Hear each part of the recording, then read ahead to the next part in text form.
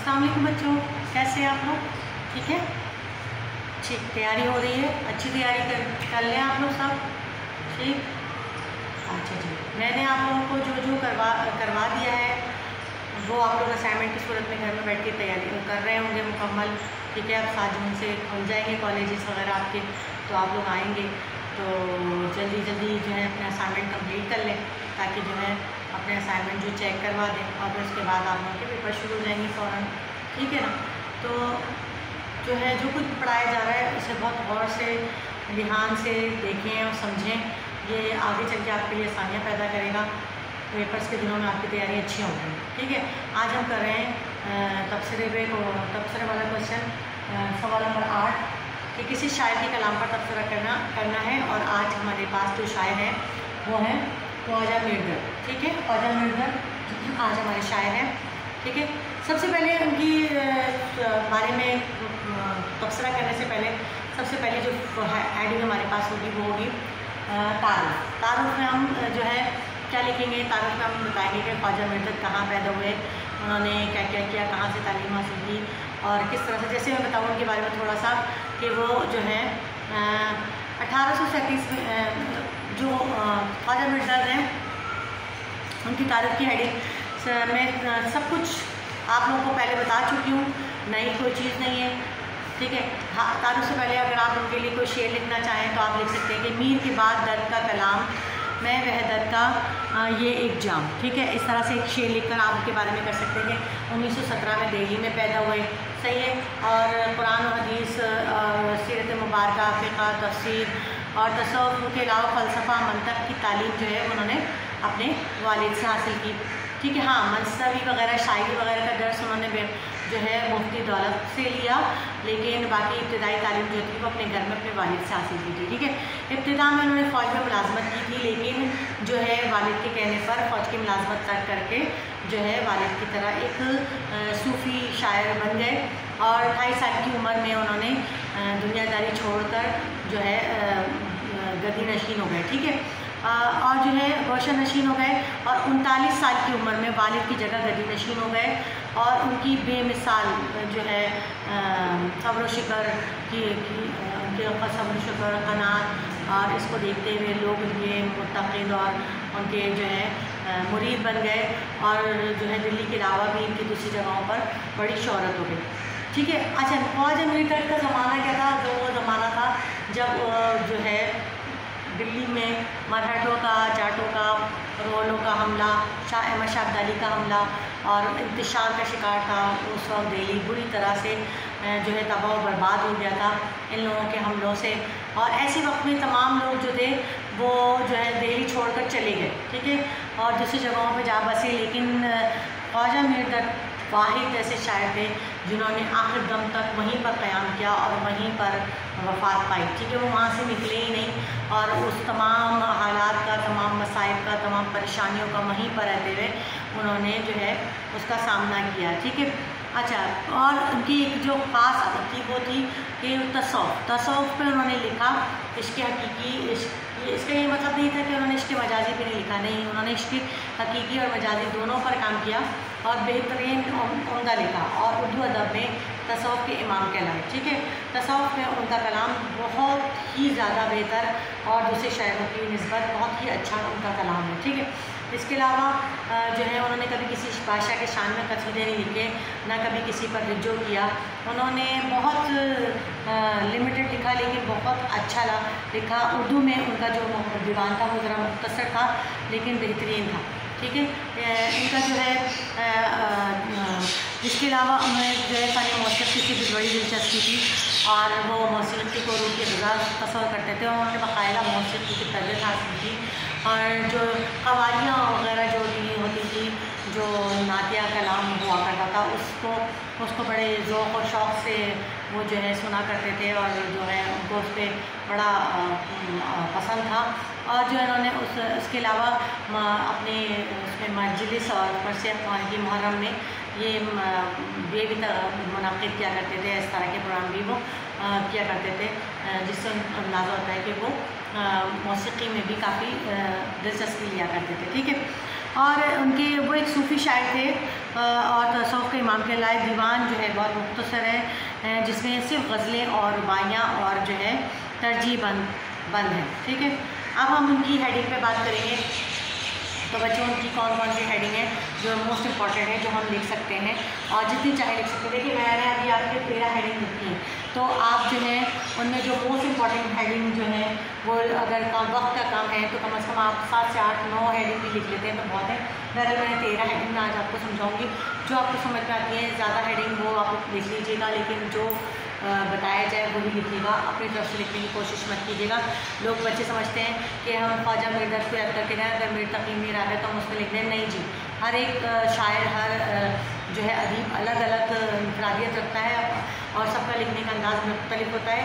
एक को दूसरे में लिख देना एक कोई जो है कोई कमाल नहीं है, बल्कि पकड़े जाते हैं और पता चल जाता है कि आपने मीर तकी मीर याद किया था और ख्वाजा मीर दर्द में लिख दिया, या ख्वाजा मीर दर्द याद किया था आपने गालिब में लिख दिया, ऐसा नहीं है। ठीक है, तो जो सवाल आपको कराए जा रहे हैं उसी के हिसाब से आप, मैंने तारीफ हेडिंग आपको बता दी।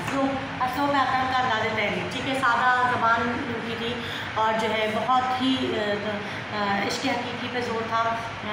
असलों में तसव्वुफ़ ज़्यादा लिखा, तो सादा ज़बान जो है अच्छी तरीके से उसमें उन्होंने जो है बयान की। उनका असलूब जो है, चूँकि दिल्ली के रहने वाले थे, दिल्ली ज़बान पे उनको पूरा असर था और अरबी फ़ारसी भी सीखी हुई थी, तो इस हिसाब से उनका अंदाज़ बयान जो था वो आम फहम था। और अपने कलाम में पुरशिकवा अल्फाज तरकीबें इस्तेमाल नहीं करते थे, बल्कि अपने कलाम को खूबसूरती में सजाने के लिए वो सीधे साधे अल्फाजों का इस्तेमाल करते थे। उनकी छोटी छोटी बहरों में बड़ी बातें कह जाते थे। जैसे आपको पता है ना कि शायर का जब हम तबसरा करते हैं तो जब भी हम कोई हेडिंग लिखते हैं तो उसके बाद उसमें एक शेर ज़रूर लिखते हैं। तो हम उनकी जो ये वाली हेडिंग लिखेंगे जिसमें उनका अंदाज़ तहरीर और उनका जिसमें असलूब बयान किया जाएगा, तो उसके आखिर में हम ये शेर लिख सकते हैं। जब मैं आकर इधर उधर देखा तू ही नज़र आया जिधर जिधर देखा। ठीक है, ये लिख सकते हैं। अच्छा, दूसरी हेडिंग है सहल मुमतना। सहल मुमतना क्या होता है बच्चों? सहल मुमतना, दर्द का कलाम जो है सहल मुमतना पर मबनी है। सहल मुमतना किसे कहते हैं? जो इतना आसान और नसर की तरह, बिल्कुल नसर की तरह, जैसे हम कोई कहानी पढ़ना शुरू करते हैं तो पढ़ते चले जाते हैं, बिल्कुल शायरी को नसर की तरह समझाना और तर्जुमानी करना सहल मुमतना कहलाती है। ठीक है, जो सादगी सफ़ाई की तबीयत में थी वही सादगी सफ़ाई के कलाम में भी नज़र आती है। यही वजह है कि उनके कलाम में सहल मुमतना है और उनका दीवान मुख्तसर है। तो आप ये देखें, इनका दीवान मुख्तसर है और कहते हैं राम बाबू सक्सेना उनकी शायरी के बारे में कहते हैं उर्दू शायरी के ताज का सबसे बड़ा हीरा है। वो छोटी छोटी बहरों में है, आसान और खूबसूरत अल्फाज के साथ जो गज़लें कहते वो या तलवारों की आबदारी निश्तर में भर देते। ठीक है, इस तरह की उनका अंदाज़ था। ठीक है, ये एक दमकी निगार की राय भी साथ में पेश कर दी है। अब हम उनकी सहल मुमतना के बारे में उनके जो है एक शेर लिखेंगे। दिल के फिर ज़ख्म ताज़ा होते हैं, कहीं गुंजा कोई खिला होगा। दोस्तों देखा तमाशा यहाँ का, बस तुम रहो अब हम तो अपने घर चले।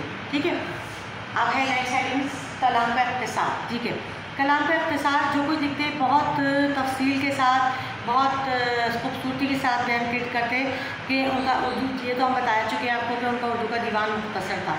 उनकी अक्सर गज़लें जो हैं छोटी छोटी बहरों में मुश्तमिल हैं। ठीक है, और सूफ़ी कम खाता है, कम बोलता है, मगर जो कुछ बोलता है तोल के बोलता है और तोल के लिखता है। इसकी बातों में वज़न होता है। और दर्द एक सूफ़ी शायर थे, इनका कलाम में सूफियाना रंग हमें मिलता है और छोटी छोटी बहरों में वो बड़ी बातें कह जाते थे। उनके मुख्तसर से कलाम में हमें तसव्वुफ़ नज़र आता है, ज़िंदगी का फ़लसफ़ा नज़र आता है, दुनिया की बेसबाती नज़र आती है। उन्होंने क्योंकि वक्त का उरूज ज़वाल देखा था, इसलिए उनके तर्जुमान में हमें ये सब चीज़ें नज़र आती हैं। ठीक है, दर्द, अब इसमें हम आखिर में शेर लिख सकते हैं। दर्द कुछ मालूम है ये लोग सब किस तरफ से आए थे किधर को चले, नज़र मेरी दिल की पड़ी दर्द किस पर, जिधर देखता हूँ वही रूबरू चले। ठीक है, अब हम उसमें नेक्स्ट हेडिंग है सोज़ो गुदास। ठीक है, हर शायर की कलाम में सोज़ो गुदास जो है लाजमी अहमियत रखता है। ठीक है, ख्वाजा मीर दर्द का तखल्लुस से आप देखिए दर्द पर मुश्तमिल है, जो उनके कलाम का एक अटूट हिस्सा है। ठीक है, इनकी कलाम में दर्द कूट कर भरा, इसी वजह से इनके कलाम को सोज़ो गुदास कहा जाता है। सूफ़ी ज़िंदगी की शमा की मानंद है। वो याद इलाही में शमा की मानंद जलता है और पिघलता है। आखिर में खाक होता है, यही खुसूसियत उनके कलाम में पाई जाती। हाल मुझ गमज़दे का जिस कस ने जब सुना होगा रो दिया होगा, मेरे नालों पर कोई दुनिया में बिन किए अहकम रहा ना होगा, लेकिन इसको असर खुदा जाने ना हुआ होगा या हुआ होगा। ठीक है। अच्छा, अब नेक्स्ट हेडिंग में तलमीहात और इख्तियारात। उनकी कलाम में तलमीहात और इख्तियारात बहुत मिलते हैं।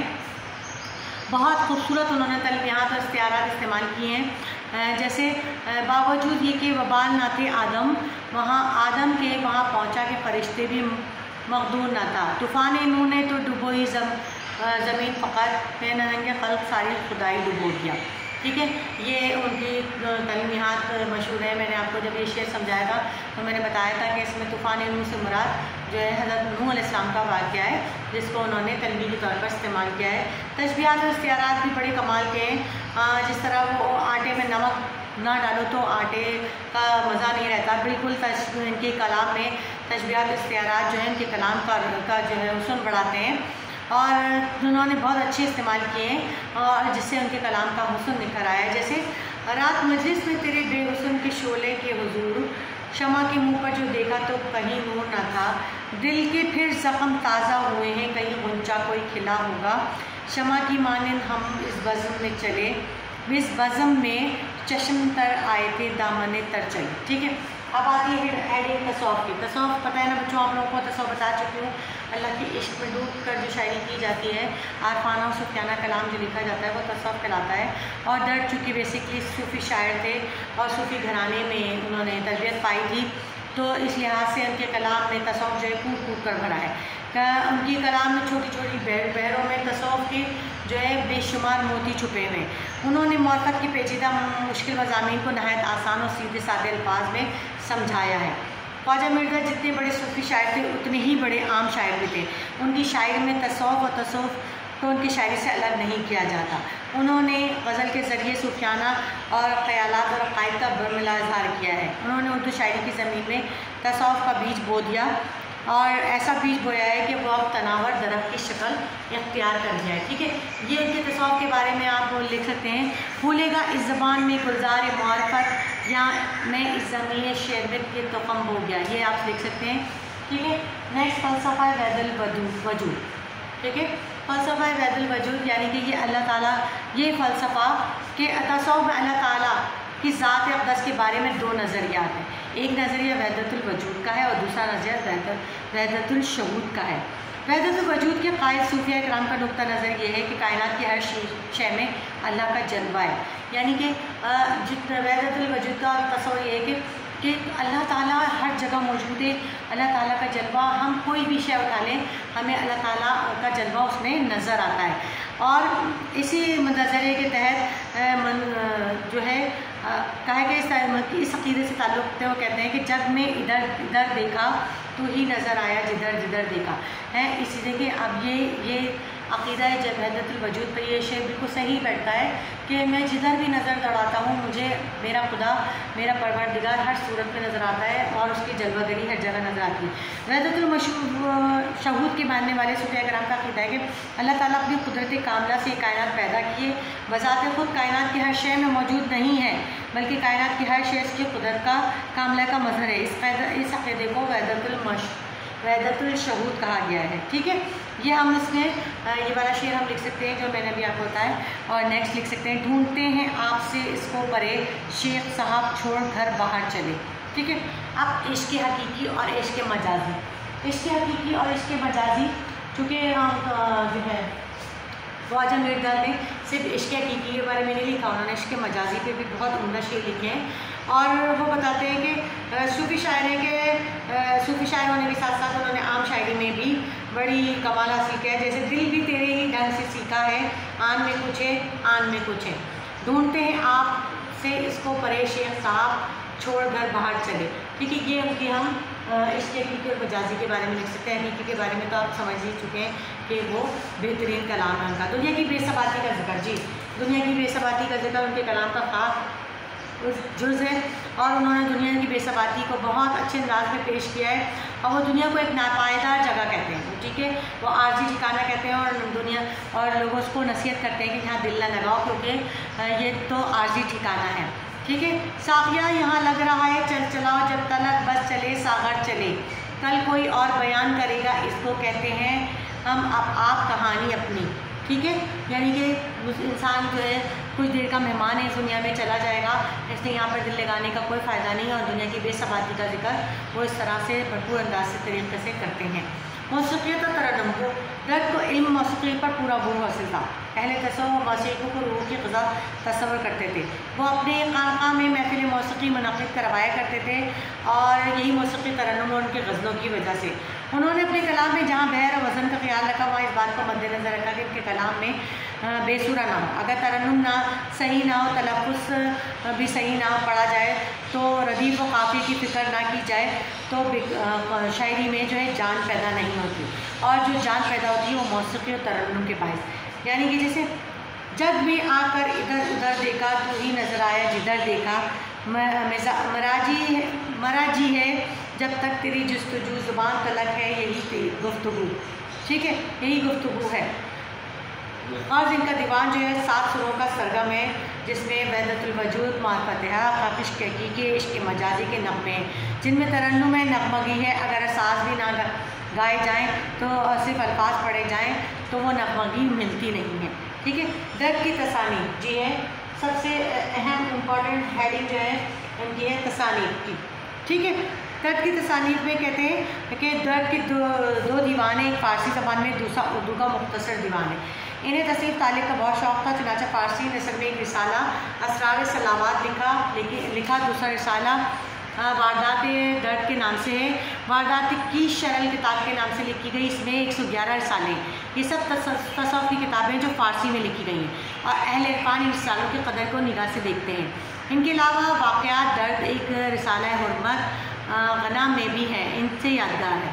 ठीक है, दर्द की अब है नाक़दीन की आरा। नाक़दीन की आरा में हम 2 से 3 की जो है राय पेश कर सकते हैं और दर्द की इज़्ज़त का एतराफ़ बहुत सारे शायरों ने भी किया है और इनके बारे में बहुत सारे शायर कहते हैं, यानी कि जैसे हम पहले बताते हैं जी, ज़रा ये कहते हैं ख्वाजा मीर दर्द, ये दर्द हाँ राम बाबू सक्सेना कहते हैं कि दर्द का उर्दू दीवान मुख्तसर है, मगर वो उर्दू शायरी के ताज का सबसे बड़ा हीरा है। ठीक है, अज़मतुल्लाह खां फरमाते हैं ख्वाजा मीर दर्द की शायरी पर सूफियाना ज़िंदगी और ज़हीन की छाप लगी हुई है। मौलाना अब्दुल सलाम नदवी कहते हैं ख्वाजा मीर दर्द ने उर्दू शायरी को सूफियाना ख़याल से आगाह किया। मोहम्मद हुसैन आज़ाद लिखते हैं कि तसव्वुफ़ जैसा उन्होंने कहा उर्दू में आज तक किसी ने नहीं कहा। ठीक है, ये तो हो गई आपकी पूरी की पूरी 13 हेडिंग्स। अब आप इनके बारे में हर्फ़ आखिर में लिख सकते हैं कि ख्वाजा मीर दर्द उर्दू के पहले सूफ़ी शायर हैं और इन्होंने तसव्वुफ़ में मारिफ़त का बीज बो दिया है, जो अब एक तनावर दरख्त है। इस तरह से उनके बारे में आप जो है थोड़ा सा हर्फ़ आखिर बता के इस सवाल को कंप्लीट कर सकते हैं। ठीक है, अब ये सवाल मुकम्मल हो गया। बिल्कुल इसी तरह बच्चों आपने एग्ज़ाम में भी करना है, इसी तरह हेडिंग से। मैं ये नहीं कह रही कि बहुत तफसील से लिखिए, बहुत लंबा चौड़ा लिखिए, नहीं। 2 घंटे का पेपर होगा और उसमें तफसील से लिखने के लिए मसले होंगे, लिहाजा आप जितना मैंने बताया उसमें थोड़ी सी जो है मालूमात आपकी जब आप पढ़ेंगे तो उसको ऐड करके आप लिख सकेंगे, तो ये सवाल आपका बेहतरीन हो जाएगा। ठीक है, आज के लिए हम इतना ही रखते हैं, मिलते हैं अगले लेक्चर में। अल्लाह हाफ़िज़।